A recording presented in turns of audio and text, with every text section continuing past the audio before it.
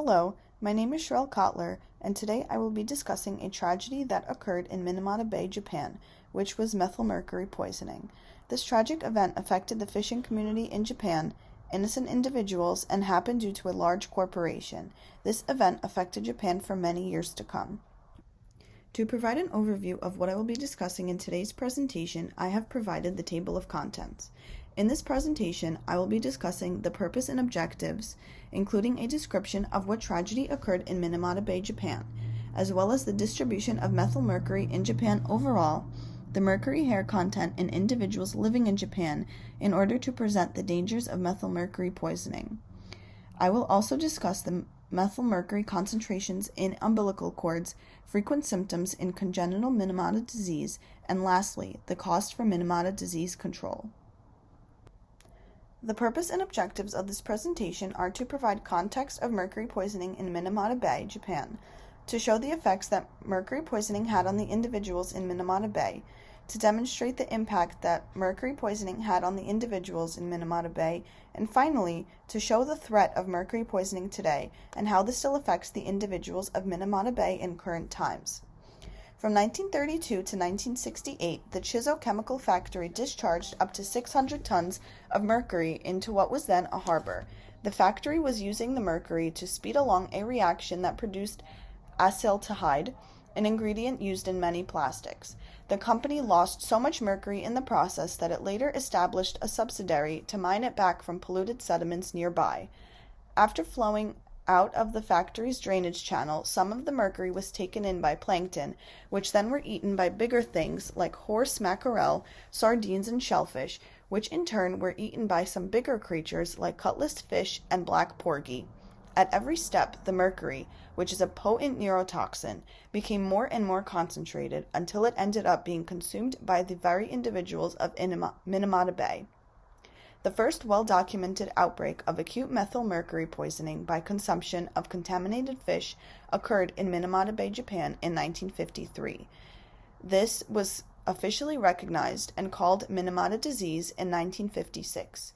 In the early 1950s, massive methylmercury poisoning of residents living around Minamata Bay first raised awareness of the resulting severe neurological disease. Since the victims lived near the bay, this neurological disorder was then named Minamata disease.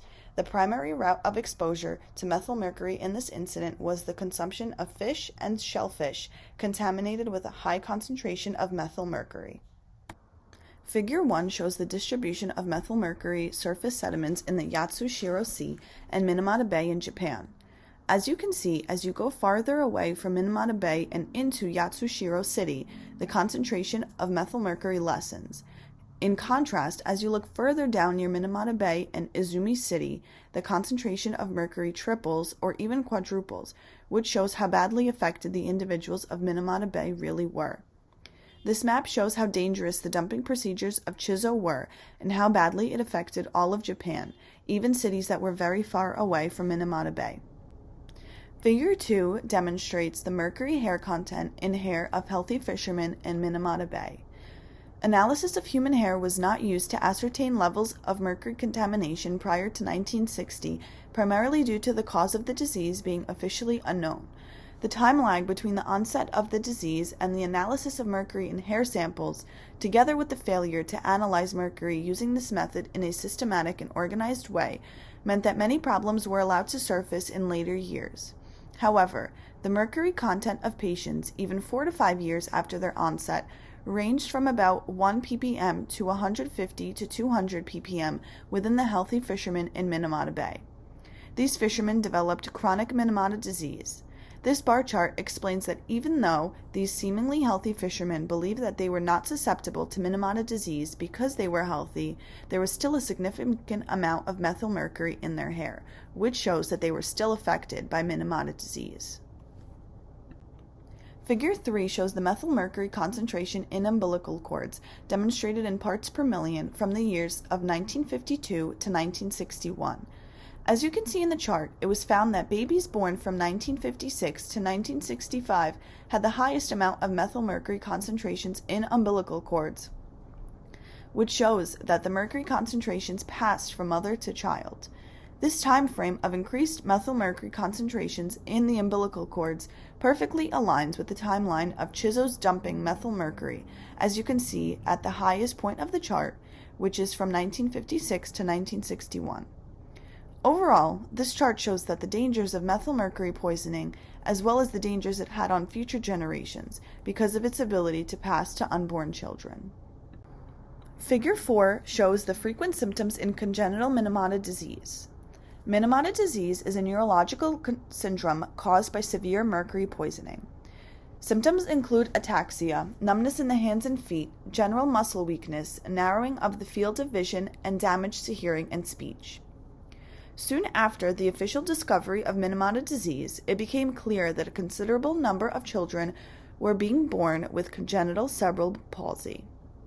Symptoms of congenital Minamata disease included mental retardation, primitive reflex, cerebellar ataxia, disturbances in physical development and nutrition, dysarthria, deformity of the limbs, hyperkinesia, hypersalivation, paroxysmal symptoms, strabismus, and pyramidal symptoms, otherwise known as pathological reflex. The incidence of similar symptoms and causes among the patients were extraordinarily high, and in the areas with the highest occurrence of Minamata disease, the occurrence of cerebral palsy was abnormally high. Figure 5 demonstrates the cost for Minamata disease control in billions of yen. The total amount of expenses paid so far by Chiso, the national government, Kumamoto Prefecture, and Minamata City to overcome Minamata disease amounts to approximately 150 billion yen, which is composed of compensation money and health damage benefit for patients and fishermen, and pollution control operation expenses. On the other hand, the amount required for Chiso to construct an effluent treatment facility was only 40 million yen. This fact obviously shows that it costs much less to prevent pollution than to restore environmental condition once it is destroyed by human activity. Almost 48 years have passed since the official identification of Minamata disease. However, the problems still have not been completely settled. Environmental destruction impairs not only human life and health, which are irreplaceable, but also destroys ecosystems and local society, which is very difficult to restore even after a long time. Minamata disease was a typical example of just that. In summary, the health symptoms that were associated with Minamata disease were extremely devastating and were passed on through pregnancy and throughout generations. Even healthy individuals had methylmercury concentration in their systems. The cost associated with Minamata disease control was very high, which then affected economies much later on. Although it has been many years since the onset of Minamata disease, the struggles are still prominent today. The environmental destruction that Minamata Bay caused impaired not only human life and health, but also destroyed ecosystems and local society. Thank you for listening to this presentation, and I hope that you enjoyed it.